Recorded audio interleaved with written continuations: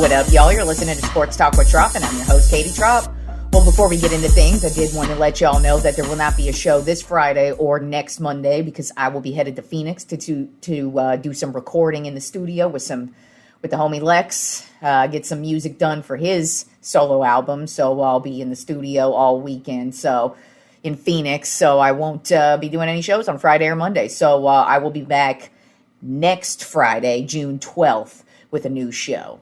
All right, so let's get into, we actually have some NFL news to begin today, which is shocking because, really just OTAs are going on for some teams right now. But we had a couple of big-ass trades. One mega deal that I really did not expect to happen, and that is defensive end Myles Garrett is headed to the Los Angeles Rams. I mean, good for the Rams to go all in like they just did on Myles Garrett, and that is a big-ass move that they needed to make. And Myles Garrett is easily the best defensive player in the league and has been for many years. So they're getting a big-ass dude. All they had to do was trade away Jared Verse, who is a good defensive end, don't get me wrong, but he ain't Myles Garrett. They also traded away 3 draft picks as well, a 1, a 2, and a 3. So, the Cleveland Browns are getting a haul for Myles Garrett, as they should, but I really actually did not expect him to be traded ever. I thought he was going to be kind of like Joe Thomas and end up being a lifer Cleveland Brown dude, but lucky for him, he is now officially a Los Angeles Ram, and he actually finally has a chance at winning a Super Bowl now. Not saying that's who's obviously winning it this year, but hey, now he at least has a chance. Much better shot than he did when he was playing with the Cleveland Browns, that's for sure. So huge move by the Los Angeles Rams. Another big move, A.J. Brown. This one's less shocking to me. I actually expected this one to happen. The wide receiver, A.J. Brown with the Philadelphia Eagles, he's been going back and forth with them for about 2 years now. He really has not been happy where he's at. He ended up getting traded to the New England Patriots. So shout out to ho-ass Diana Rossini. I'm sure she had plenty to do with that. Fucking every coach in the goddamn league for all her stories. Not going to really get into that story too much because that's not really what kind of a show we're in. But if you would like to have fun, go ahead and just Google Diana Rossini and Mike Vrabel and all the coaches this hoe has been fucking. And it's not just her either. There's a few other of these bitches. And what really just pisses me off is it just ruins things for women like me because I ain't one of those hoe-ass bitches, and I don't respect hoe-ass shit like that. Don't respect hoe-ass shit from coaches either, but definitely don't respect hoe-ass shit from women because that just brings me and other women like me down. So fuck you, Diana Rossini, but I'm sure you and Mike Vrabel are just humping it up over this trade that the New England Patriots got today.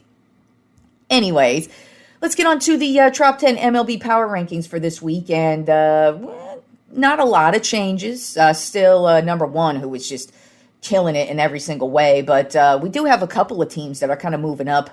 We'll see if we continue to talk about them, but we are now. So let's begin with number 1, the Atlanta Braves. It remains the Atlanta Braves simply because they are just on fire and really cannot be stopped. They're the first team to 40 wins on the season. They are 40-20 on the regular season, 6-4 in their last 10 games. This past week, they took the series over the Boston Red Sox and the Cincinnati Reds, and they got Acuna Jr. back. And like I said, he was the only dude so far who really hasn't really made a big difference, and that all changed since he came back this past week and a half. He had 5 home runs, and a couple of games he had 2 home runs. One he had a grand slam. So he just is on fire right now, and that's exactly what the Braves need. They were already looking really good. Now that their superstar MVP player is looking like he's in line for just getting back in line the way he's used to playing. And then Spencer Strider, too. I don't know, man. This Braves team looks pretty damn good. Then you also have Michael Harris having a career year, batting a .307, 13 home runs, 36 RBI. This team is really just stacked from top to bottom. There really is not a weakness at all. And now that Acuna has busted it open, there is no weakness at all with this Atlanta Braves team. Then at number 2 on my top 10 MLB Power Rankings, the team that is moving back up, the stupid-ass Dodgers. 38-21 on the season, 8-2 in their last 10 games. This past week, they swept the Colorado Rockies and took the series over the Philadelphia Phillies. And I mean, the reason why they are surging is because now they are just kicking ass in pretty much every category right now. I mean, they are first in the league right now with batting average. Batting average amongst the team is 263. They have the lowest ERA with the 307, lowest WHIP with 107, and then they're third right now with runs, with 314 runs in the league. So they are just back on fire. Ohtani he kind of started off the season slow behind the plate, but now his bat's on fire. He is striking them out like no other. He's getting wins, and the Dodgers just really look like the typical stupid-ass Dodgers. So they are back on top as usual. Then at number 3 on my Tropp 10 MLB Power Rankings are the Milwaukee Brewers. Overall record of 35-21. They're 7-3 in their last 10 games. This past week, they took the series over the St. Louis Cardinals and the Houston Astros. And man, Mizorowski, he is obviously the dude this year. I mean, we all pretty much expected him to, have a good year this year, but who knew it was going to be the way it is now? He has 6 wins on the season with only a 1.65 ERA and 108 strikeouts, and the guy is just wheeling and dealing at over 100 miles an hour on some of these pitches. He is nuts, and he is something else for this Brewers team, and he is really just looking so good, and it's just crazy how good this Brewers team actually is, because it's not even just him. I mean, Jake Bauers is having a phenomenal year himself, batting at 280 with 9 home runs, 35 RBI, and they're really just getting it done in all ways. I mean, offensively, they're really solid. Starting pitching's good. Bullpen, really good as well, and offensively, just having no issues, taking care of the ball on the defensive side as well. So they're just an all-around really good team, and as long as Mizorowski is pitching the way he is pitching, they are going to be really difficult to get any guys on base with. Then at number 4 in my Tropp 10 MLB Power Rankings, I have the Tampa Bay Rays. Overall record of 36-20. They're 5-5 in their last 10 games. This past week, they lost the series to the Baltimore Orioles, but took the series over the Los Angeles Angels. And Junior Caminero, he is on fire right now. He has been knocking them out of the park, batting at 278. 13 home runs, 28 RBI. As I've mentioned, the starting pitching has been out of control this year. McClanahan is back to his old ways. He's got 6 wins on the season. It kind of feels like now every time he comes out to pitch, you cannot get anybody on base, and he's getting the win. So he's really getting the run support. And this Rays team is just shockingly still the best team in the American League. So still looking pretty solid right now. Then at number 5 on my Tropp 10 MLB Power Rankings of the New York Yankees. Overall record of 36-23. They're 6-4 in their last 10 games. This past week, they took the series over the Kansas City Royals and the Sacramento A's. And it's really shocking that we're not talking about Aaron Judge this year. I mean, Aaron Judge is having a phenomenal year, but this Yankees team is just being completely dominated by Ben Rice. I mean, he is killing it, batting a 306, 17 home runs, 44 RBI. That leads the team in all categories.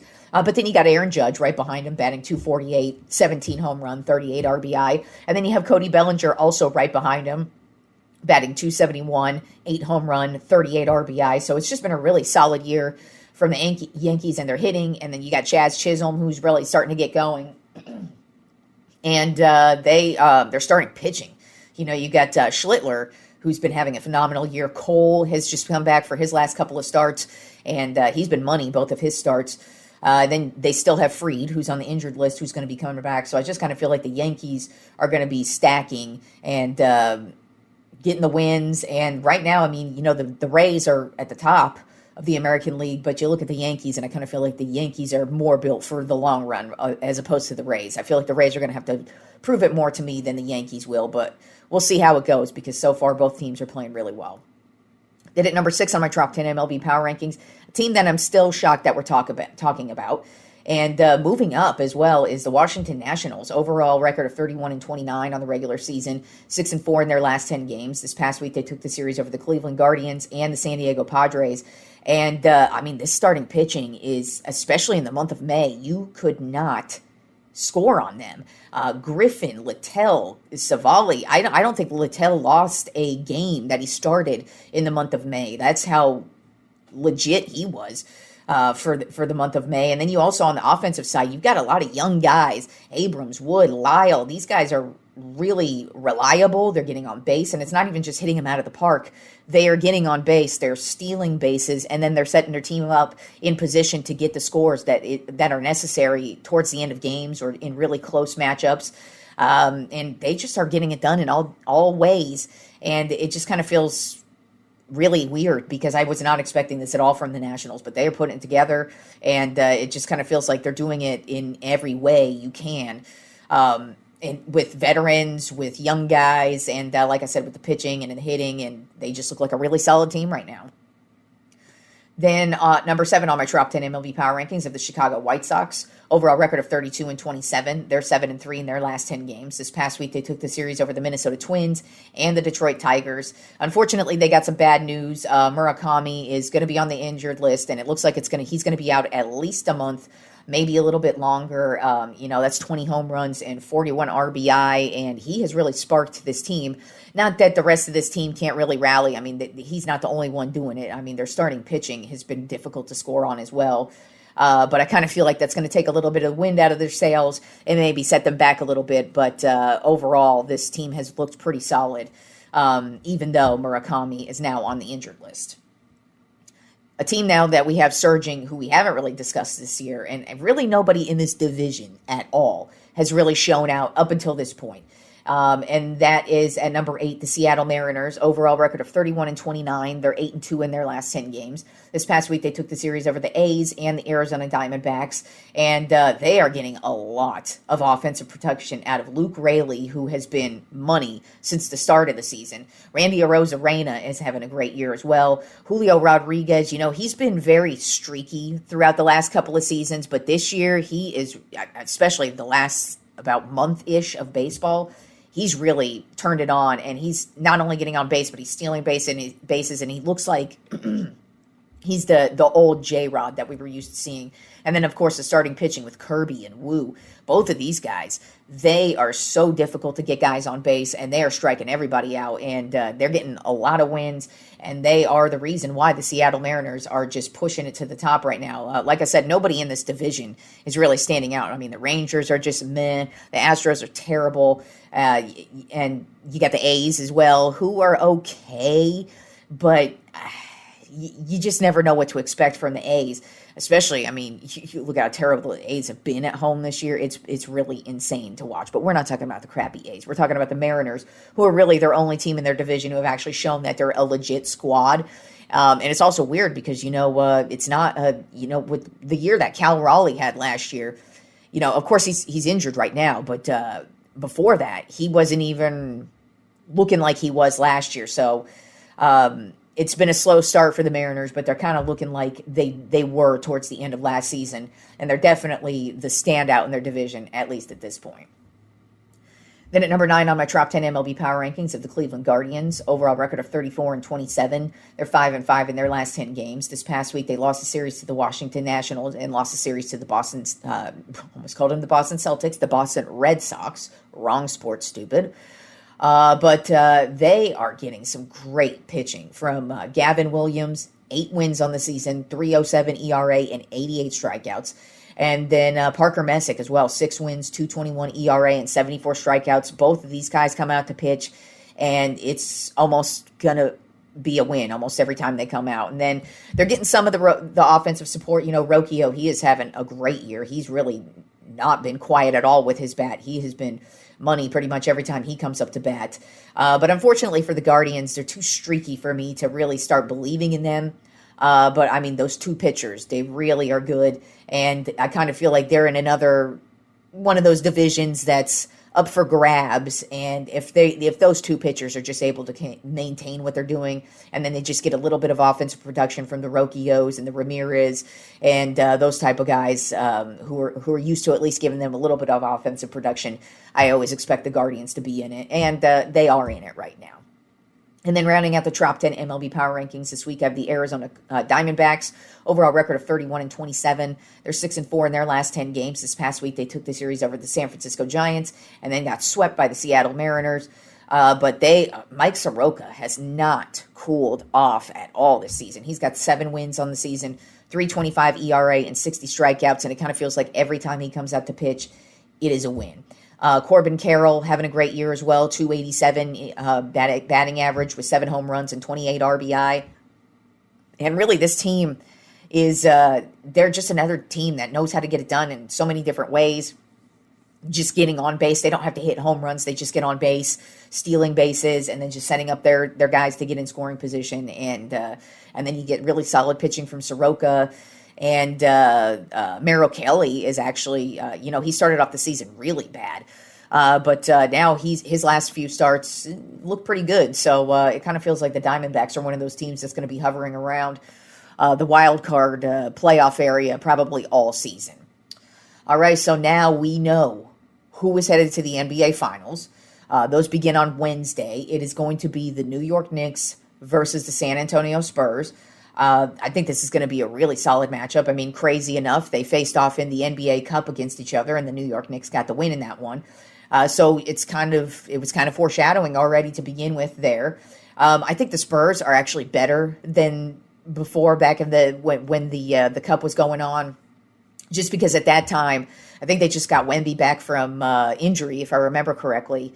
So he wasn't really, in playing shape just yet. But the New York Knicks, they were actually soaring at this point in time. So I kind of feel like right now, the Knicks are obviously, of course, soaring. I mean, they've only lost 2 games in this entire playoff run. But then again, they are in the Eastern Conference.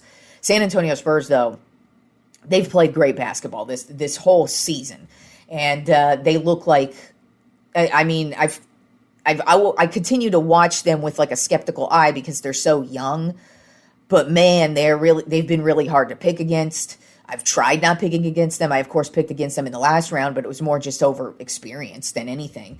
But they've proven so far that they are a legit squad, and it's not just because of Victor Wembanyama. I mean, Stephon Castle, Vassell, even dudes who like Corbett, who's not a guy who's always in the game, but he comes in and makes a big difference for this team. So I really like what I see from the Spurs. And even though the Knicks, I really think that, they're the veteran squad.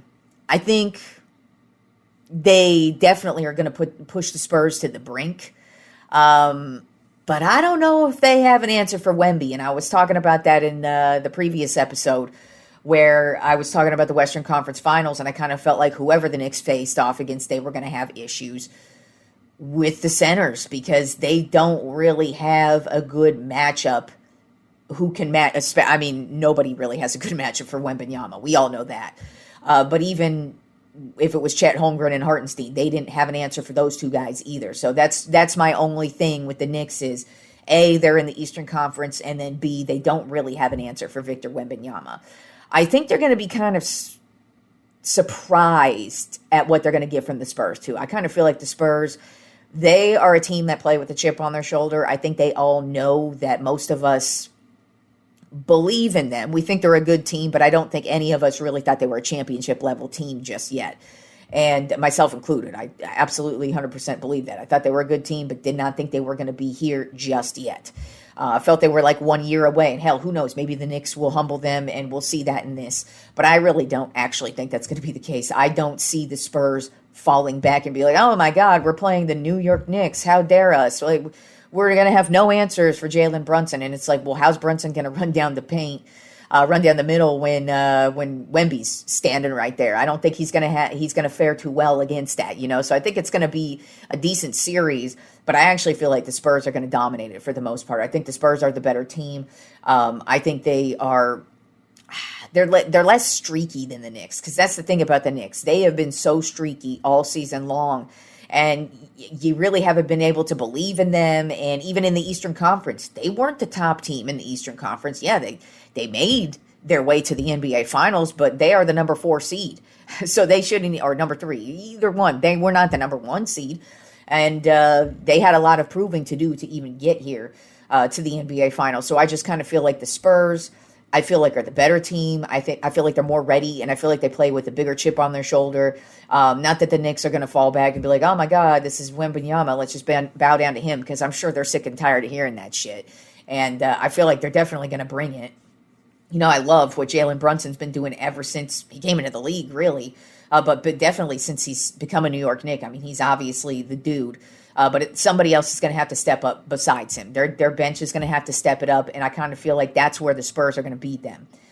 Because there is always, in every single series, especially the NBA Finals, there is always a bench game. There is always a game where you need your bench to do something big. And I just kind of feel like the Spurs have a deeper bench. I feel like they're more ready, and I just don't really see the Knicks. They don't have an answer for Victor Wembanyama there in the middle. So I am going with the San Antonio Spurs in 6 games to beat the Knicks in the NBA Finals, which begins on Wednesday. But should be a fun series. Regardless, we're going to have a new champion, so that's also great too. I mean, so we'll be seeing something new.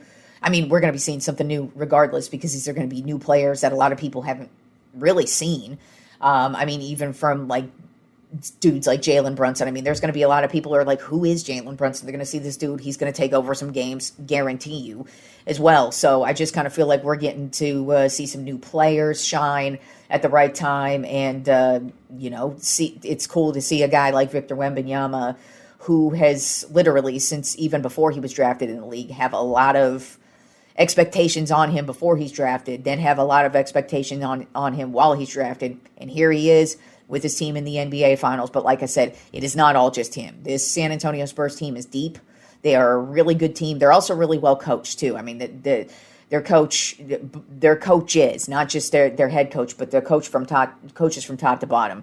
They are a really, really solid squad. And this is another example of, like I was talking about earlier in the season with the Detroit Pistons and the Oklahoma City Thunder. It's the same thing with the San Antonio Spurs. Those are all 3 teams that were bottom of the barrel teams that had shit going on. They took number 1 overall picks, and now here they are completely revamping things. And, Detroit was the number 1 overall seed in the East. Oklahoma City is the defending champs, and they were the number 1 overall seed in the Western Conference. And then here you have the San Antonio Spurs, who are now here in the NBA Finals. So it's really actually cool to see the turnaround of a lot of teams like that who were bottom of the barrel, and now here they are in the NBA Finals. It also gives you hope. If your team is a bottom of the barrel team, you can actually kind of look at that and go, that is actually true. We have had a few teams over the years be terrible and completely turn it around by getting the number 1 overall pick. So since we are talking about basketball, why don't we talk about how I thought the season was going to go and see how bad I did. Actually, this year, with the NBA at least, I actually didn't do too terrible with my preseason picks. So this is how I thought the Western Conference was going to turn out for this season. So I had the number 1 overall seed being my Los Angeles Lakers. So you could see how I felt like the season was going to go. Didn't turn out that way. The number 2 overall seed I have is the Oklahoma City Thunder, because I assumed they were still going to be good, as they were. Then my number 3 overall seed I had was the Houston Rockets. They weren't that high, but they were still there, made the playoffs. Then the number 4 overall seed I had was the Minnesota Timberwolves. They made it. Number 5, I had the Golden State Warriors. Not so much.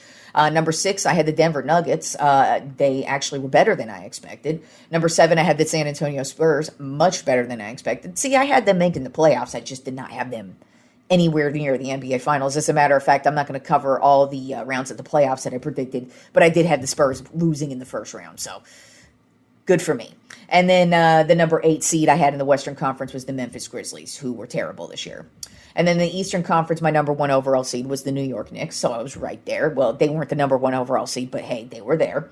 Then my number 2 overall seed I had was the Cleveland Cavaliers. Not a bad pick. Then number 3, Miami Heat. Terrible. Number 4, Boston Celtics. They made it. Number 5, Milwaukee Bucks. Terrible. Number 6, Orlando Magic. Actually, that's about where they were. So I was right about them. Number 7, Indiana Pacers. No, terrible. And then number 8, the Detroit Pistons. See how bad I thought the Pistons were going to be? What an idiot. But that's how I felt the East and West were going to turn out. And then my Western Conference Finals prediction I had was the Houston Rockets versus the Los Angeles Lakers. Completely wrong on that. And then my Eastern Conference Finals prediction I had was the Cleveland Cavaliers versus the New York Knicks. So I was actually 100% right about that.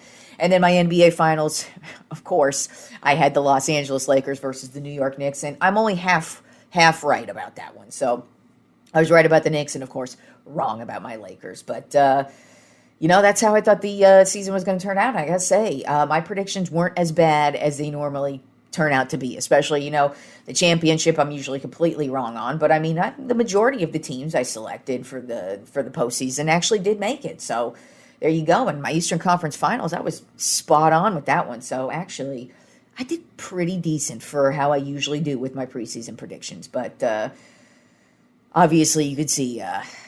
Lakers fan was dreaming hard this year and didn't work out for my dumb ass. So that's how it goes for all of us basketball fans. Because so far, it's only worked out for the Spurs and the Knicks, and we'll see who it doesn't work out for when it's all said and done between those two. But the NBA Finals do begin on Wednesday night. New York Knicks versus San Antonio Spurs, and we'll see how that goes down. Remember, y'all, no shows Friday or next Monday. I will be back on June 12th. So enjoy the NBA Finals, and I will talk to you fools next Friday.